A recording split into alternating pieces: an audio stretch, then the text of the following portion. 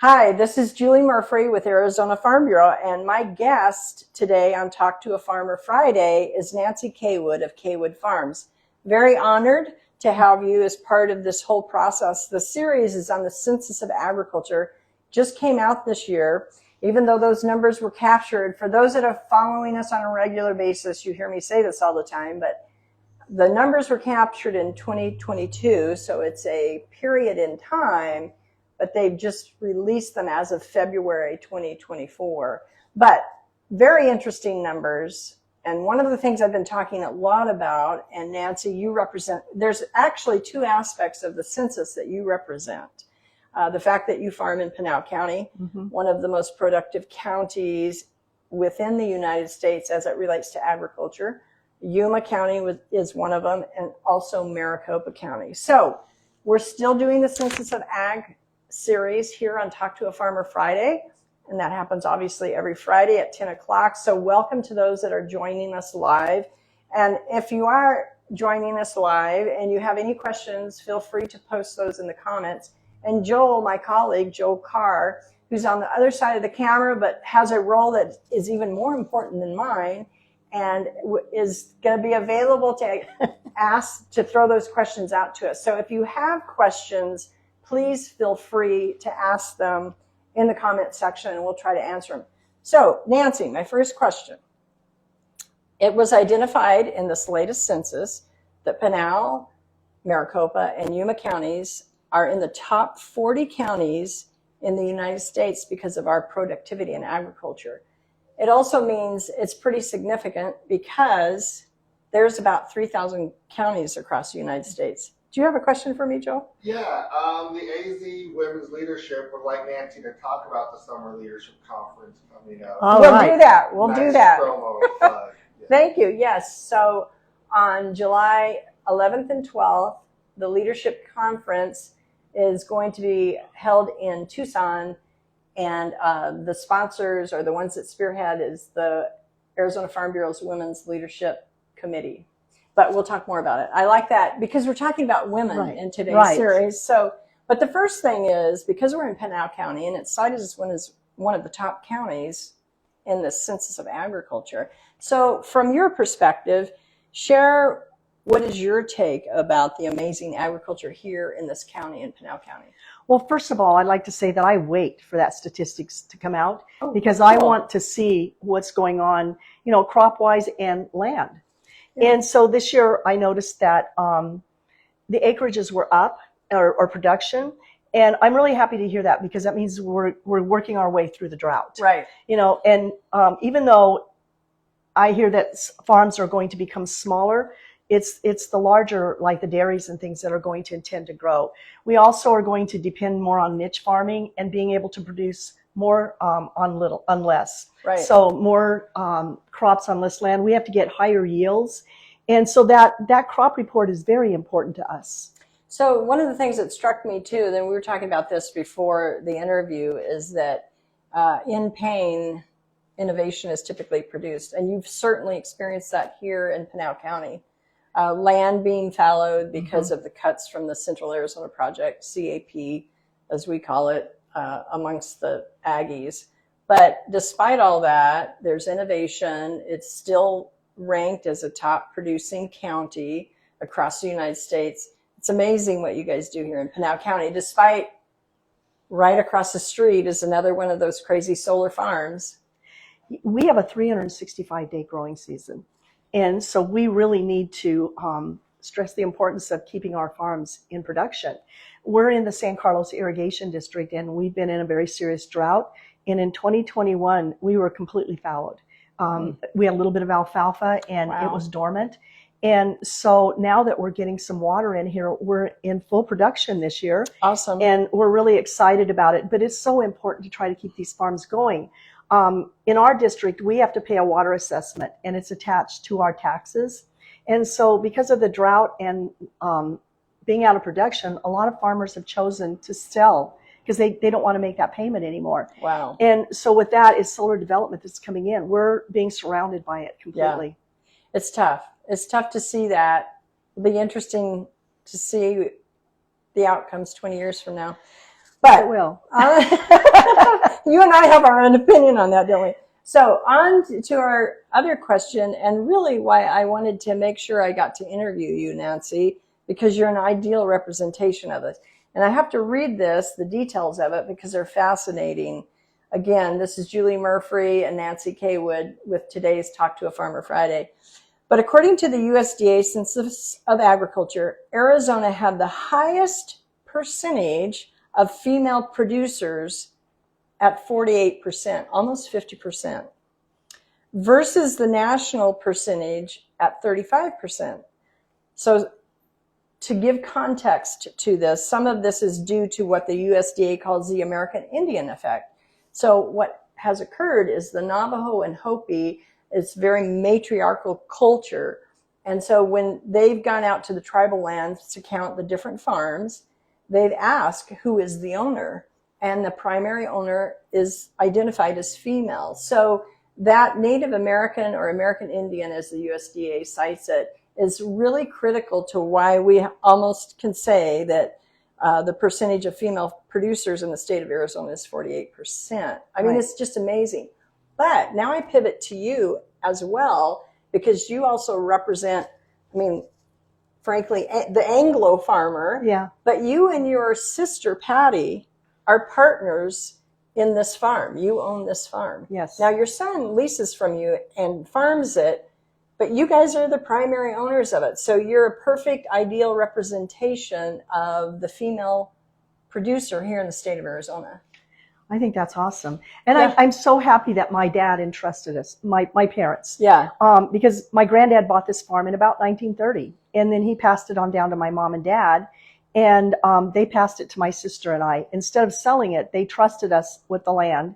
And Travis Hartman is my son, and he's farming it. But we have family meetings. We talk about it. You know, we're serious about this drought. We're nervous about it. And it's important that we communicate with one another so we can hang on to it. And I think we're making great decisions, and my parents are shining down on us. That's awesome. They are covering you. Yeah, I think they are 100% too. So another one of my questions related to that is, how do we celebrate in agriculture this significant statistic even more? We encourage our youth to get into agriculture. FFA and 4-H are just major organizations to encourage kids to go into farming. And there's a lot of girls in there. And we just encourage everybody that's in the program to continue on and to become a part of the ag world. You know, and when I think about my days, which has been quite some time ago, my days in FFA, Future Farmers of America, because that's what you're referring to, or the 4-H.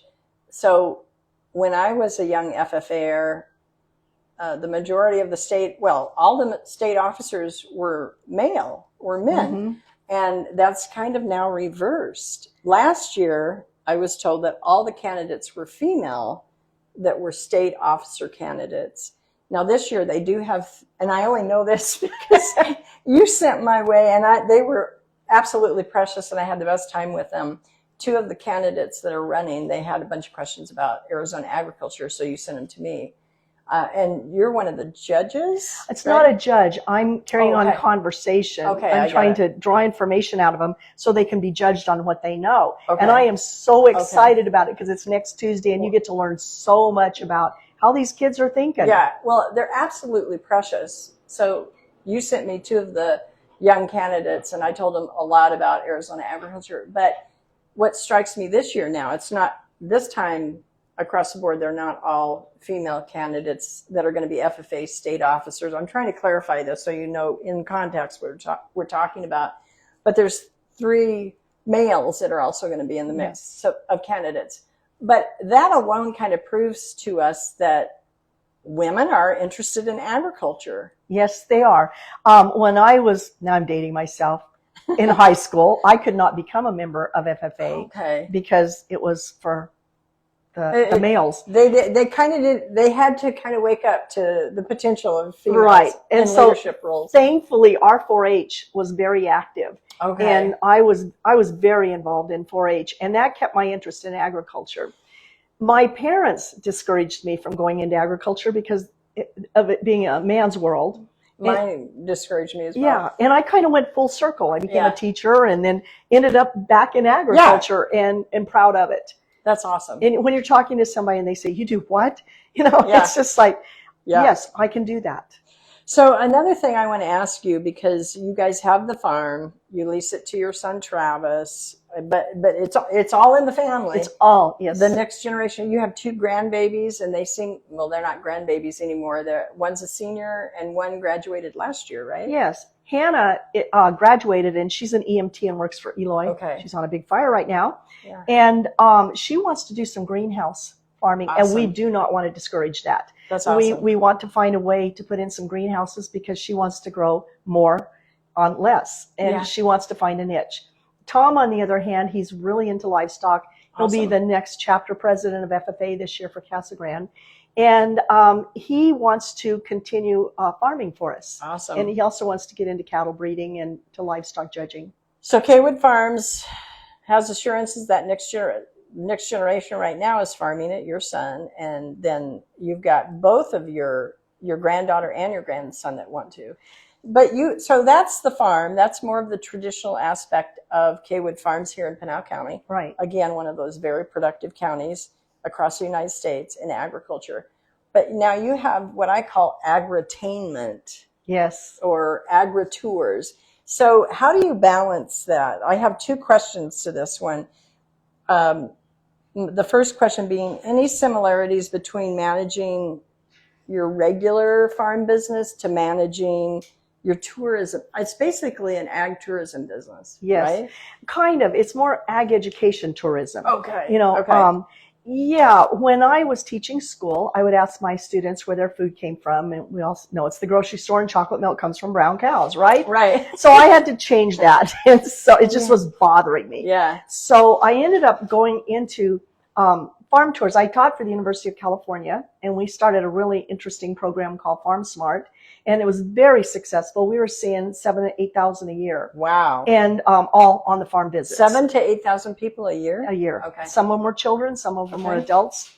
And so when I retired, my son kind of suggested, hey, you should do agri-education on our farm.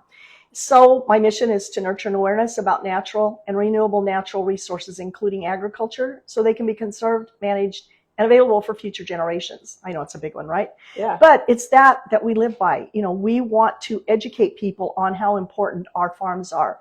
And so we had to get insurance, of course, and so the farm needs insurance, but we need to layer our insurance. I was a teacher, not an entrepreneur, and so I've had to learn a lot because I just had never done this before. Right. And it turns out that there are a lot of, we have to plant our crops, we have to get them planted, and so that falls in under Travis and Tom, my grandson, and how they help me. And so it's really important to, we do layer. There's a lot of aspects that relate to the farm and to agritourism. And you have to have a business plan for both of them. Yes. And you have to consider your costs. But what I think is kind of neat about what you're doing is that you're actually running a traditional farm, and but there's crossover between the ag educational tourism. Yes. And you're maximizing on the opportunities for both of them. We are. Yeah. And there is a lot of overlay. There is overlay. And maybe a little bit more cash flow. A little bit more. We're working on it. In order to make money, you got to spend money. Yeah. And so we're still, we just bought another tractor for the tours. Okay. And then my son converted some our cotton trailers into our hay rides, or our wagons for our hay rides. And, he's built parts for me, like a spindle. You turn it and show people how the spindles work. Yes. Yeah. And he's done a lot of stuff for me, and it all costs money. But yeah. We can use the equipment that's on the farm to explain our tours, to our tour people. What's the most challenging with your agritainment business? Any specific examples or dust?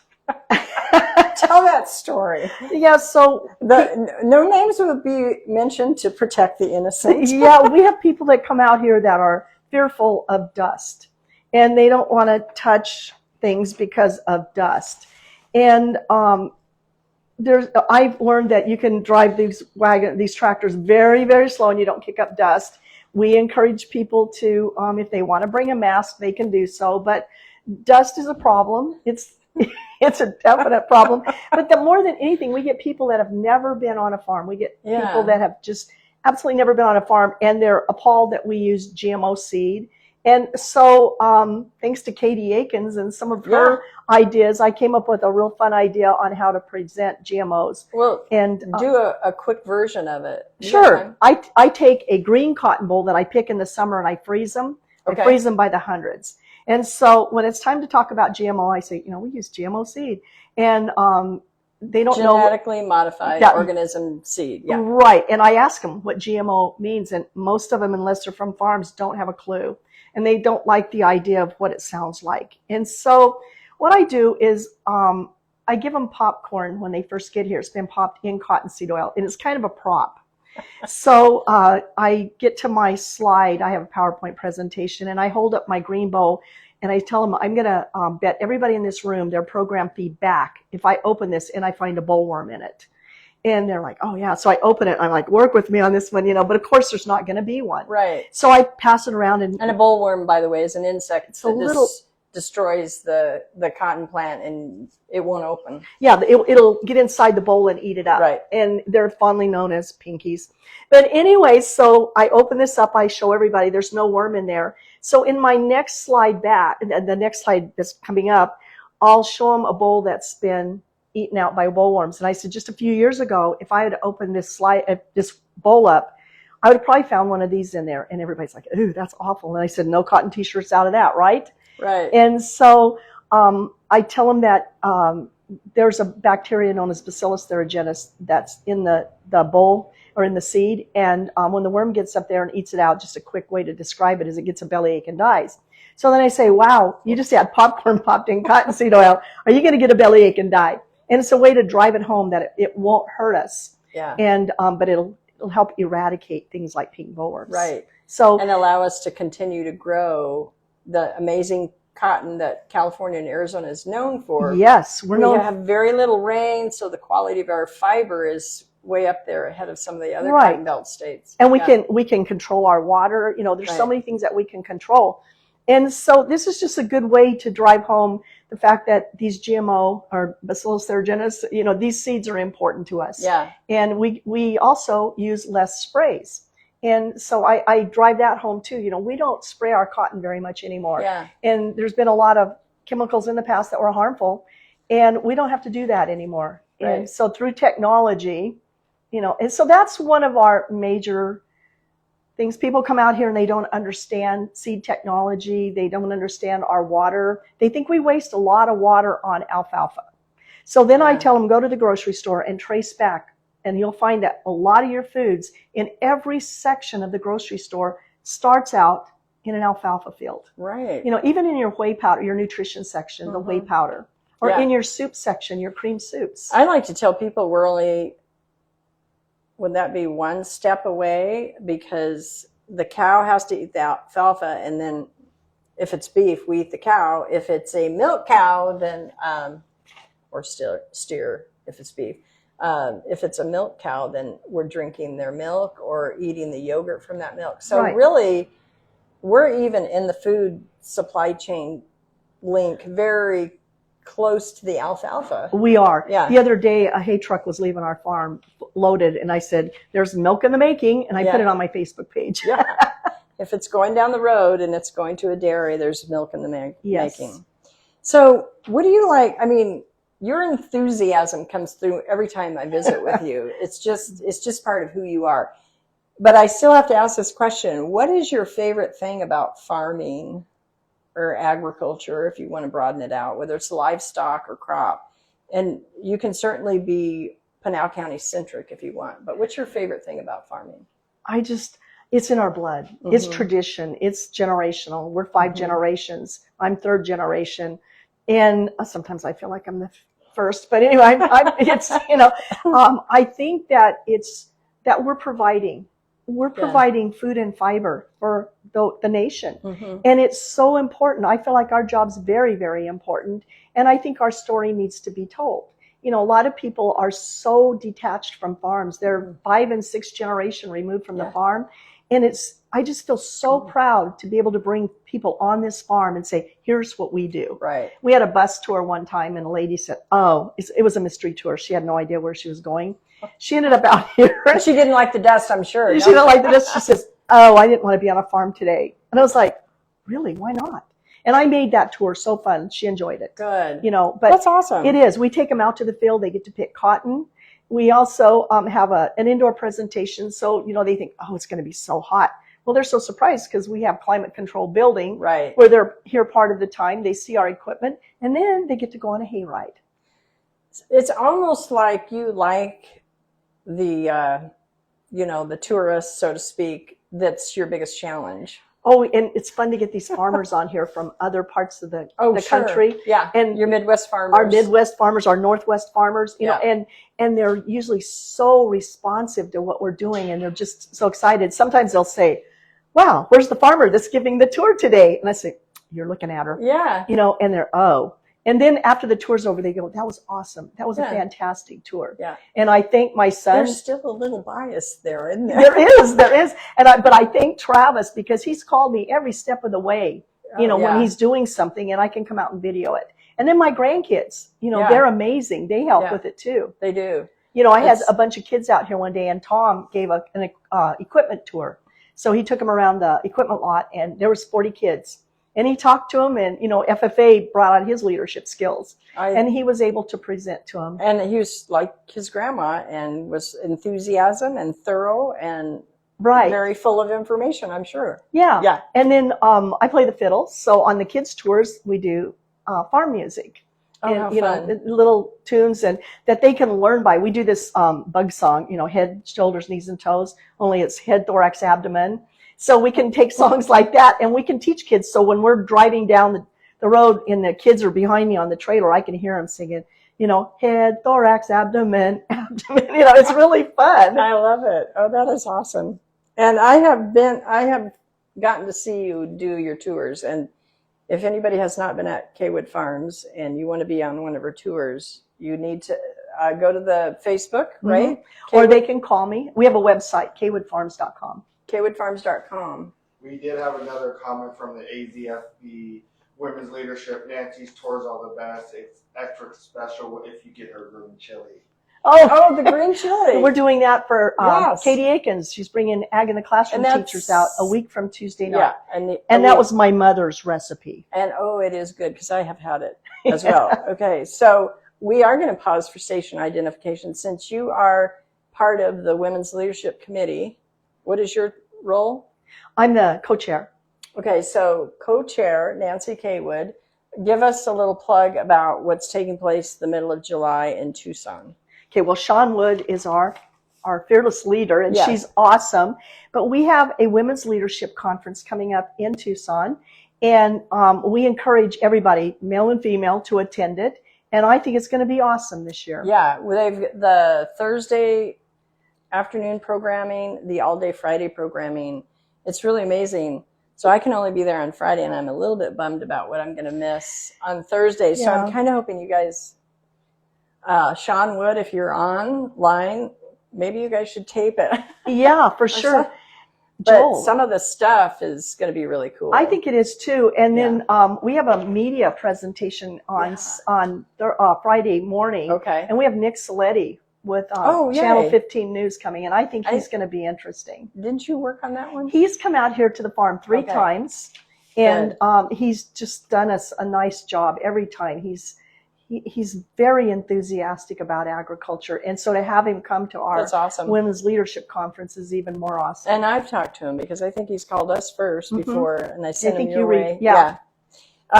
We've got some great media personalities that have really done a good job of reporting on our agriculture and hopefully continue to. So here's another question. What's the most important conversation you like to have with people not familiar with farming in Arizona? Oh, this is such a good question. I always like to say agriculture is freedom. And so you can trace that right back to the farm because you can tell people how important the farms are. And if they look and they say, wow, well, you're just growing alfalfa. And then you you trace that all the way to the store. And you're not eating alfalfa, but you're eating the products that we receive from the cows. And so with our water situation, we have a lot of encroachment coming in here, housing and solar development, and we need to balance that. We need to take care of our farms. We can grow 365 days of the year. Yeah. And with that, people say, well, why do you farm on a desert when there's no water? But our growing season is amazing. And you probably remember the days when everything was seasonal. You could only get corn in the summer and watermelon. And, it's those things that we can make up the difference for. We can grow 365 days of the year. I love what Stephanie Smallhouse, Arizona Farm Bureau's president, says. We don't farm in the desert despite it. We farm in the desert because of it. Oh, that's a great. Because of those 300 plus days of sunshine that allow us to grow 365 days out of the year. You can't, what we do in Yuma and Maricopa County and Pinal County now, because they're doing a lot more produce than just fairly recently, you can't do what they're doing with our vegetable production. You can't do that in the Midwest. No, and I always say, when you're someplace and it's snowing in January or February and you're eating a salad, it came from Arizona. Yeah. And Yuma is amazing, the nation's salad bowl. Right. And so our agriculture is very, very important. And if we don't keep it in our country, there's a lot of freedom that can be lost. Yeah. And also food safety. Yeah.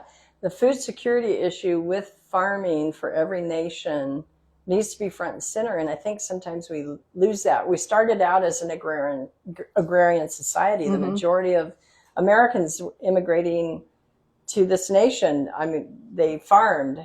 And now it's a total reverse. And since we've lost so much of that, I don't think our advocacy we're working on it. That's one of the reasons Arizona Farm Bureau exists and has existed for 103 years. But it's kind of tough because it's a lot harder to get to help the public see the value that they bring to agriculture. Right.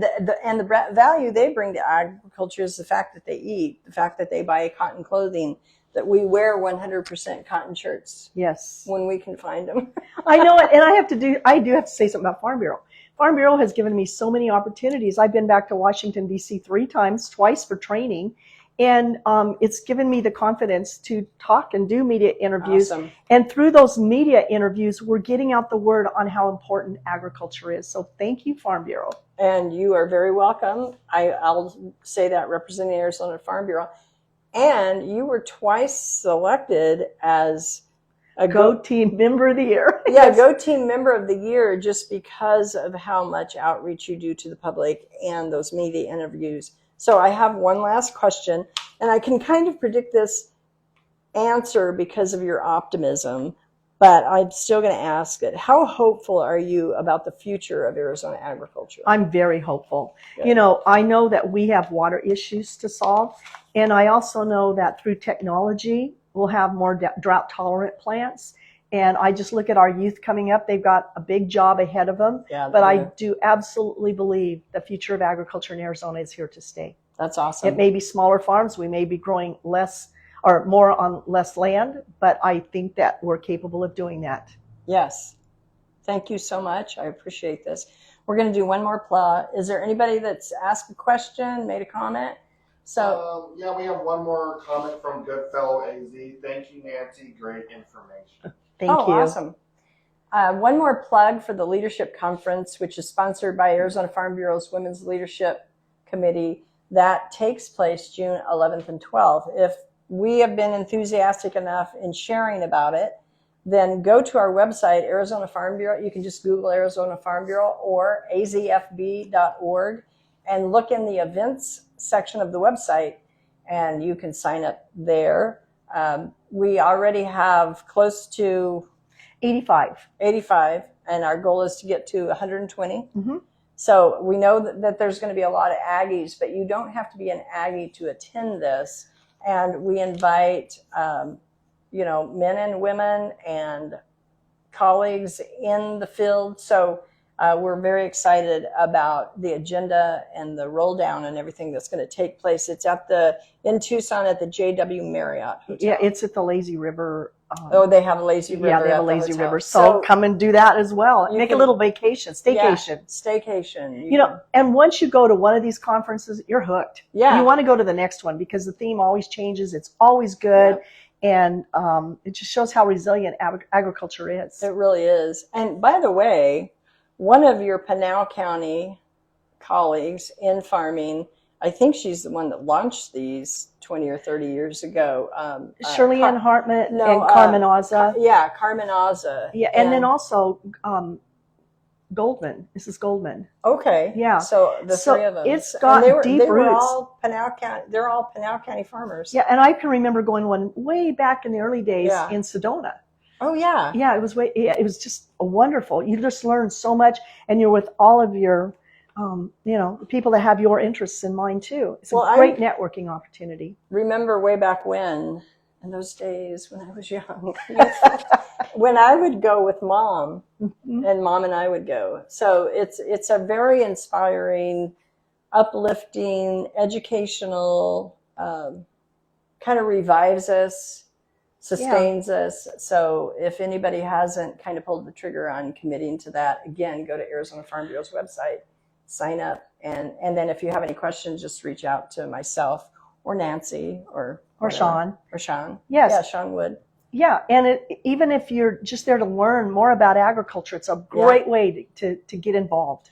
And because our focus for the Census of Agriculture was on women in ag and our percentages of women that are in agriculture, we've got a big contingency here in the state of Arizona, and mostly because of the neat cultural heritage we have as Native Americans, the Hopi and the Navajo, that matriarchal focus that they have in their traditions has allowed us to be able to say, hey, we've got a very strong contingency of female farmers here in the state of Arizona, along with women like Nancy Caywood. So blessings to everybody that joined us. And for those that want to watch it later, just know that we also put this on our website.